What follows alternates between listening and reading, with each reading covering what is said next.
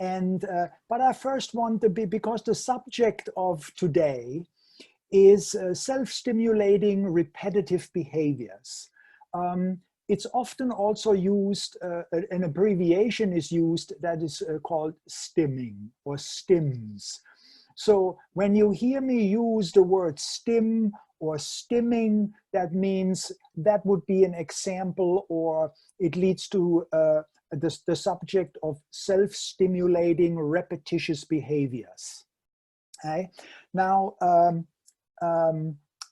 as you heard Shanti say, I have been working in the field of autism for more than 30 years now, and I have certainly seen my share of very unique, unusual behaviors that children on the autism spectrum often exhibit.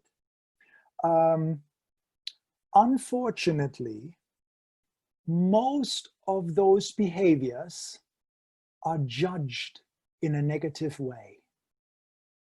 What I'm trying to say with this is most of the behaviors, and we will have time to go into details or some specific examples of some of the behaviors, are commonly seen by societies, cultures, doesn't matter what country you are from, as something undesirable, as something inappropriate, as something that needs to be stopped. We have to encourage these children to stop. Okay? In the Global Autism Solution approach, I am teaching a very, very different perspective.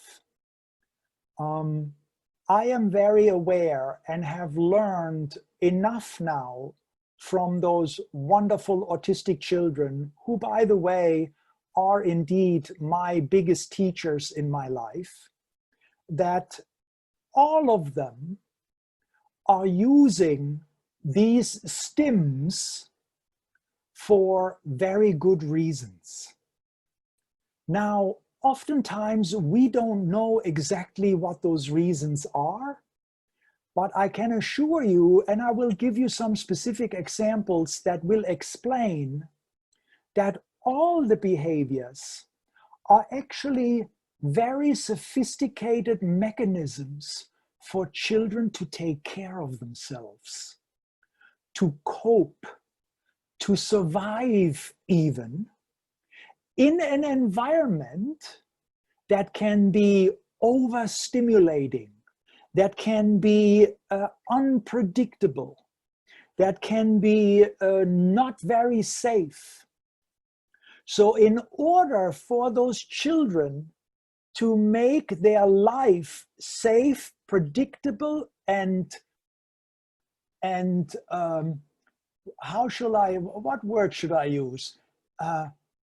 To bring order in their life, they are literally creating very particular behaviors that are self-stimulating. They can often be very soothing. They can actually be also sometimes self-injurious, and I will talk about that in detail. Sometimes they can look very unusual, where it can look embarrassing, it can look weird, it can look unacceptable. And there is so much negative judgment surrounding these children pretty much every waking hour of their day, where they are exposed to a world who really sees them as broken, as damaged, as there's something wrong with them. This has to be stopped. Okay? I am